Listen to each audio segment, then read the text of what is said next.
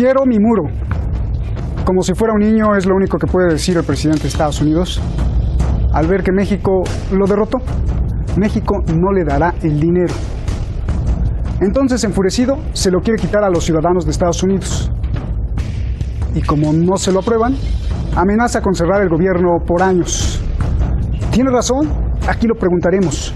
Pero lo más extraño es qué esconde este muro que Trump prefiere dejar en hambre a miles de estadounidenses. ¿Qué hay detrás del muro? ¿Racismo, capricho, guerra?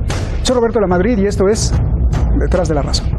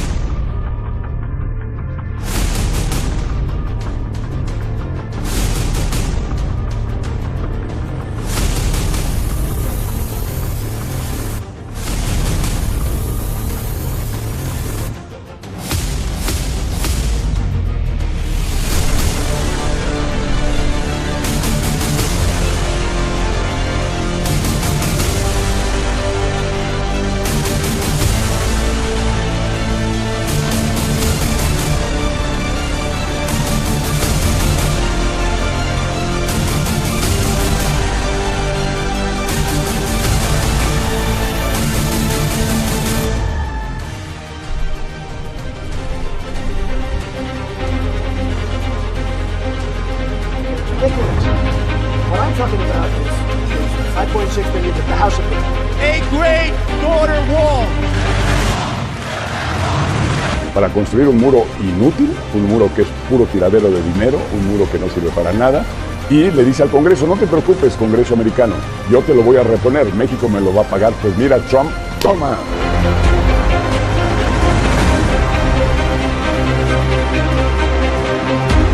There is technology that works for the military. And if it works for the military, we can certainly use it on the border.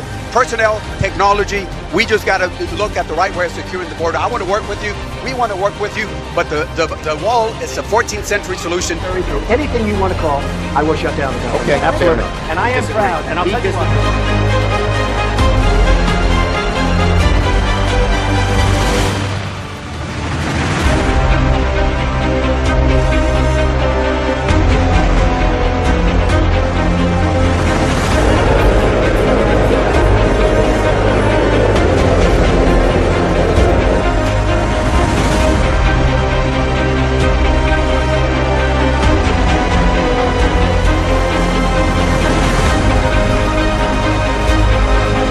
Him quoting you, I just want to check that the shutdown could go on for months or even a year or longer. Did you say that? And I did. Absolutely, I said that. I don't think it will, but I am prepared, and I think I can speak for Republicans in the House and Republicans in the Senate. They feel very strongly about having a safe country, having a border that... Muchas gracias al equipo de Detrás de la Razón y muchísimas gracias a usted. Vamos directamente con nuestros invitados. Los vamos a tener allá está ahí en el video wall. Francisco Javier Martínez López, analista internacional en Madrid, y Pablo Jofré Leal, analista internacional también allá en Chile. Gracias a los dos, buenas noches aquí en Teherán.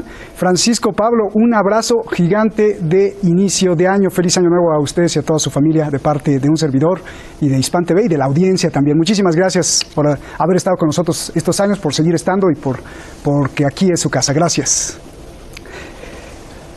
Francisco, comienzo contigo. Donald Trump dice que es su derecho tener un muro en su país. ¿Tiene razón o no tiene razón? A ver. Evidentemente, ahora, en primer lugar, muy y feliz año nuevo, tanto para ti, Roberto, como para Pablo y para toda la audiencia.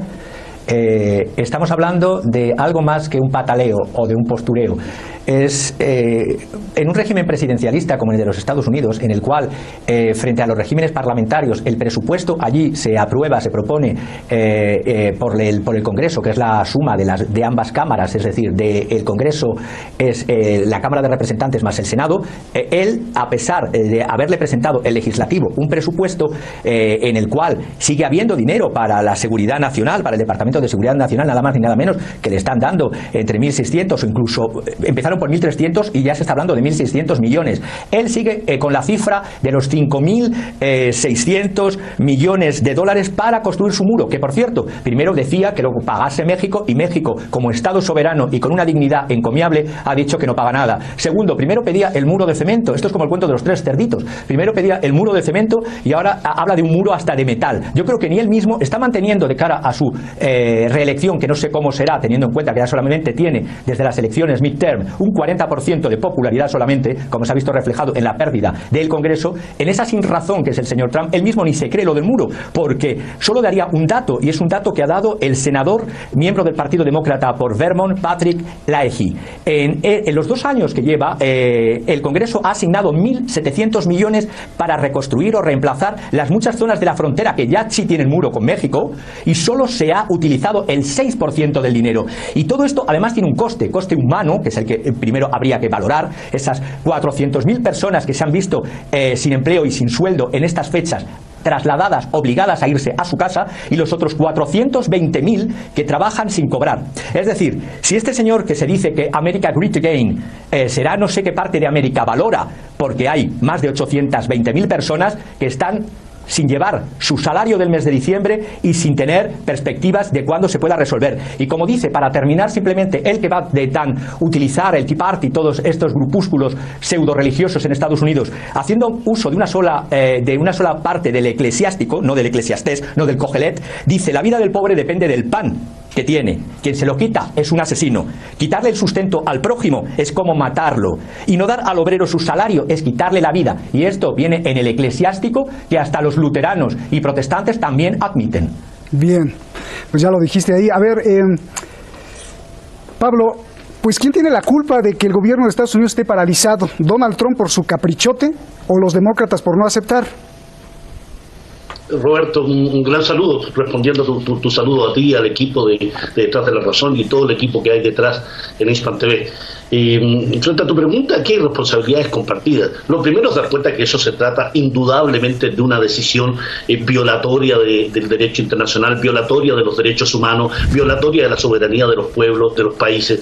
Y dicho eso, las responsabilidades por este tipo de decisiones, por este tipo de acciones y los frenos que se generan a ello, dan cuenta que aquí hay culpas compartidas, responsabilidades compartidas de demócratas, republicanos, y esta contumacia por parte de Donald Trump de seguir insistiendo en la prolongación, no construcción de un muro, la prolongación de un muro que tiene su origen en el año 1994. Y hablo de responsabilidades compartidas porque aquí han participado en su construcción los gobiernos demócratas y los gobiernos republicanos.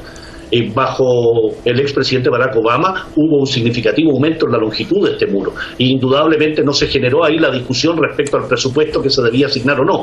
La discusión ahora se da porque aquí hay una pugna de poder, hay una pugna entre republicanos y demócratas, sobre todo tras el triunfo demócrata en la Cámara de Representantes, que le quitó la mayoría a los republicanos. Hay una contumacia porque en definitiva significa quién aquí puede llevar el estandarte, ¿no? El testimonio de quien tiene más fuerza en una política, en un periodo presidencial que requiere tener impacto comunicacional. Y en ese plano, sin duda, Donald Trump trata de tener una razón, trata de tener una visión política y enfrentar a sus demócratas, al pueblo demócrata, diciéndole: yo quiero cumplir mi promesa de campaña. Quienes no quieren, en este caso, hacerle sentido a los derechos de millones de norteamericanos que están solicitando que no vengan a Estados Unidos violadores, traficantes y criminales, con que suele calificar a los migrantes, es Donald Trump. Y en ese fondo no van los demócratas. Los demócratas no están discutiendo la validez de las afirmaciones de Donald Trump, sino van más bien por la pugna política. Si de verdad hubiese una discusión respecto a quién tiene razón y quién no tiene razón, aquí iríamos al fondo del asunto: los derechos humanos de la población migrante, los derechos humanos de millones de personas que tendrían el derecho a transitar por las fronteras libremente y no solo tener la transferencia financiera, Oye, Pablo, y comercial y de dinero. Pero los republicanos dicen que es su derecho poner un muro en su país como cualquier otro país.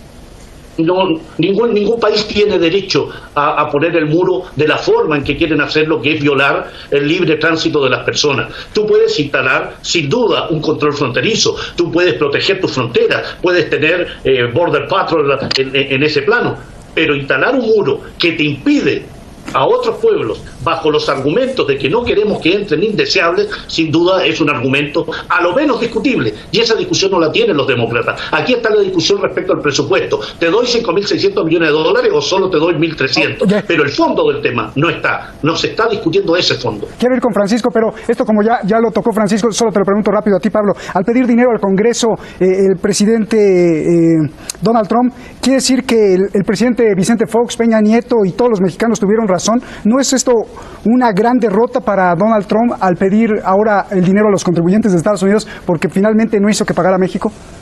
Indudablemente, es un triunfo, pero especialmente de la soberanía y del pueblo mexicano, porque en realidad un mandatario como Peña Nieto dejaba mucho que desear cuando invitó a Donald Trump, incluso antes de su investidura. Yo creo que si hubiese sido por Peña Nieto, capaz que se hubiese aceptado un pago de México, pero fue el pueblo mexicano el que aceptó, el que dijo, no señores, aquí la soberanía mexicana está primero. Bien, a ver, Francisco, antes de preguntarte, veía que querías hacer varios apuntes.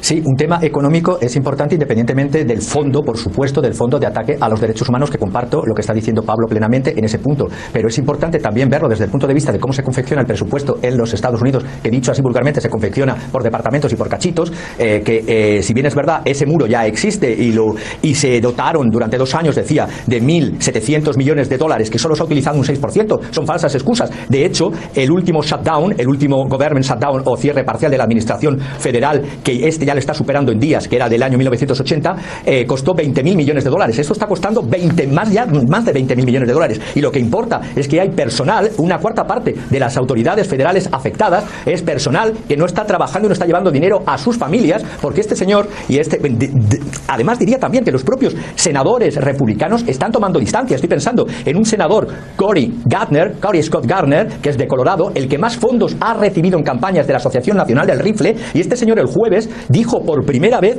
que se pusiera fin a esta crisis con muro o si no, y Susan Collins, del senadora también republicana de Maine, dijo que se aislase la partida del Departamento de Seguridad Nacional, pero que se parase con la locura del shutdown, porque este shutdown estamos viendo que es una verdadera anarquía lo que está produciendo en vidas y personas. Y luego otra cosa tampoco, con la locura del señor Trump, cuando llegó de terminar con el programa DACA, seguimos todavía sin abordar el estatus legal de los Dreamers, que están en lo que se llama un limbo jurídico. Es decir, los propios republicanos, hay fisuras ya en el partido republicano, toman distancia y dicen que es una cosa del presidente con los demócratas cuando se ha reunido en estos días con la nueva presidenta de la Cámara de los Representantes, Nancy Pelosi, y cuando se ha reunido con el representante de la minoría demócrata en el Senado, el senador demócrata Chuck Schumer. Pero es que no es una mera pelota de demócratas y de republicanos, es que mientras que se está haciendo eso, mientras que hay señores y familias que no están cobrando su salario o que están trabajando gratis, hay otras reglas para los financieros de la bolsa de Wall Street. Y pongo el ejemplo y termino rápido. Es decir,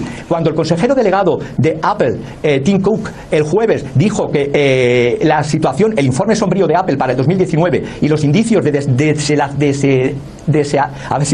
desaceleración de la fabricación, no solo en China, sino también en los Estados Unidos, porque la guerra comercial de los Estados Unidos está volviendo a casa, eso hizo que cayesen todos los índices bursátiles, pero la Reserva Federal, que desde el 1913 tenía 2 funciones fundamentales, que era asegurar el pleno empleo y el control de la inflación, se ha metido a intermediar a favor de los ricos de la bolsa y ha dicho no subiré más los tipos y condiciono. Esto lo ha dicho el actual presidente de la Reserva Federal, Jerome Powell, en una reunión que tuvo el mismo jueves cuando vio la caída de los índices bursátiles tras el anuncio de Apple, que ha habido caídas. En cambio, sí que van a fortalecer la bolsa, que durante toda la crisis, ya me perdí, Francisco, 2008, el capital financiero. Ya me perdí. ¿Qué tiene que ver con el muro?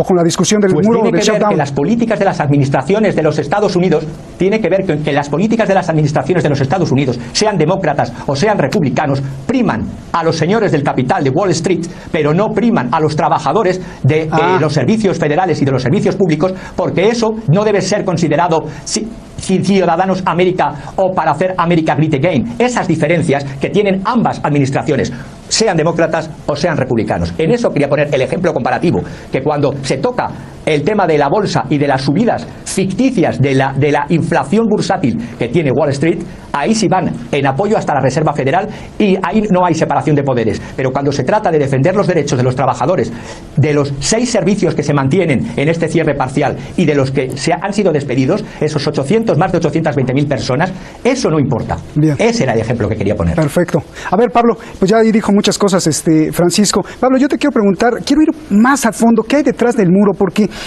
2 cuestiones. ¿Es tan importante el muro para Trump como para declarar que podría dejar sin comer a miles de empleados, no solo por meses, sino por años? Así lo dijo.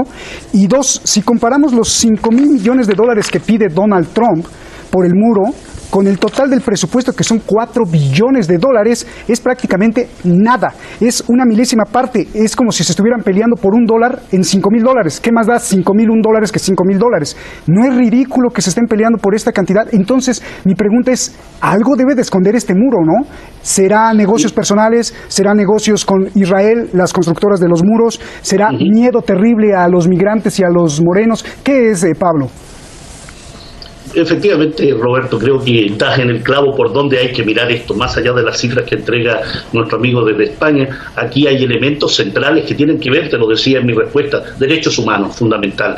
Aquí hay también un presidente que se ha empecinado en sostener que quiere cumplir sus promesas de campaña. Así eso implique dejar sin empleo, dejar sin salario a miles de empleados. Los demócratas dicen que la idea del muro, esta idea y esta concreción de muro, fue una de las consignas, una de las promesas de campaña electoral de los republicanos, pero que distrae de los problemas más complejos y más complicados que están asociados al muro. El muro no es lo central. Lo que está asociado al muro tiene que ver con la inmigración y tiene que ver en ese plano entonces con satisfacer los anhelos, objetivos y promesas que se le dieron a los grupos más conservadores, más nacionalistas y absolutamente retrógrados de la sociedad norteamericana. Es una herramienta con la que obtiene Trump apoyo en su base conservadora, en los Tea Party, en los grupos anti-inmigrantes. Es decir, el muro se convierte entonces en un ícono, en un símbolo, en un hito dentro de esta pugna entre aquellos que quieren un Estados Unidos ensimismado, que no quiere nada con sus vecinos por considerarlos que son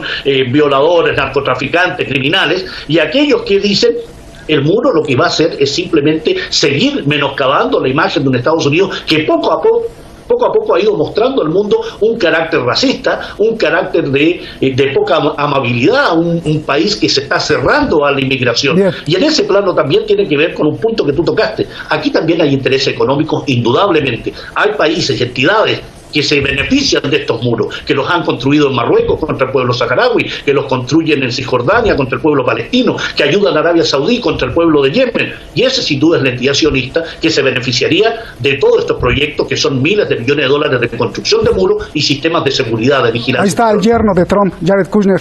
Oye, indudablemente. Fíjate que hace unos 2 programas anteriores tuvimos a Iñaki Gil de San Vicente, que lo debe conocer bien Francisco, y nos decía siempre que cuando hablemos de las cosas que Estados Unidos y Occidente, es que a veces en su inteligencia tienen planeado a 30 o 40 años cosas que ya las vieron desde hace 20 o 30 años. En base a eso yo te quiero preguntar, Pablo, y también para ti, Francisco, primero Pablo, porque ya se nos está acabando el tiempo, ¿es posible que el muro signifique otra cosa más? Que tengan planeada la inteligencia, que tengan planeada hacer o hayan pronosticado una guerra en América Latina en los próximos años que provoque una migración desmedida como la que sufrió Europa, y por eso es la insistencia del muro, solo que no lo pueden decir así tan abiertamente. A ver, Pablo. Creo que va en una dirección correcta tus palabras. Europa lo hizo así. Europa proyectó el sistema Frontex con relación a los cientos de miles de inmigrantes que iban a tener las intervenciones norteamericanas y europeas en el Magreb y en Oriente Medio, y crearon agencias internacionales destinadas a este tipo de impedir el ingreso a esa fortaleza europea de cientos de miles de inmigrantes. Estados Unidos no da puntadas sin hilo. Estados Unidos ha intervenido en América Latina hace décadas, y de las últimas décadas sin duda ha generado una pobreza en Centroamérica, sobre todo, que es donde viene y proviene gran parte de los inmigrantes, Honduras, Guatemala, El Salvador, que lo que necesitan es cerrar las puertas, cerrar esas compuertas. Porque ¿Y cómo Mike Pompeo le pidió a Bolsonaro de Brasil unirse contra Venezuela, ¿no? Y sin duda. Y habló de bases militares, ¿no?, también dentro de Brasil. A ver, Francisco, por favor, nos vamos.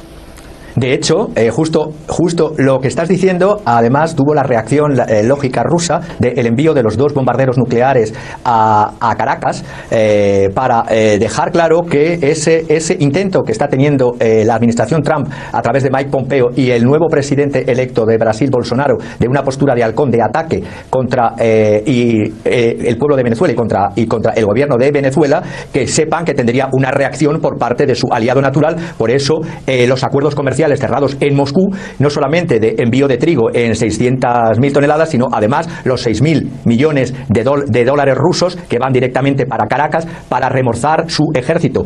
Pero es que todo esto se está preparando, como bien estabas comentando, a largo plazo, porque si realmente importase lo que es la seguridad en las fronteras, estos días de cierre parcial de la administración federal, curiosamente todos los servicios de guardia costera, de guardia fronteriza, de aduanas, de pasaportes, todo está bajo mínimos. Es decir, en algunos casos con un 4% de personal. Es decir, si les importase realmente la seguridad de las fronteras, o eso que he dicho antes de la cifra de que decía el senador demócrata de Vermont, de los 1.700 millones que solo se han utilizado 6%, es porque están preparando a medio o largo plazo esta reestructuración otra vez más de lo que es Sudamérica. Y por eso mismo, hace unos días, el envío de los 2 bombarderos nucleares rusos a Venezuela, que ha causado tanto pavor en los otros países, cuando realmente lo único que han hecho es acudir a las relaciones bilaterales de un país con otro. Gracias, Francisco. Se nos fue rapidísimo el tiempo, como siempre. Con ustedes nos las pasamos pues fenomenal. Gracias, Pablo. Un abrazo allá a tu familia, a todos en Chile. Gracias, Francisco, allá en España. ¿Realmente usted ha pensado en que la izquierda o la derecha podrían ser falsas banderas de grupos políticos que se enmascaran de cierta ideología para obtener y conservar el poder? Finalmente, mover sentimientos, decir cosas coherentes y encantadoras, pues siempre seduce al pueblo. Pero ¿realmente la izquierda o la derecha es un pensamiento fuerte, intelectual, o una pose para gobernar? Porque en mi historia de periodista he visto de verdad cómo derechistas e izquierdistas se dan la mano, no cara a cara, sino al compartir el mismo estilo de vida, la misma forma de saquear al pueblo y hasta los mismos Mercedes-Benz. Buenas noches.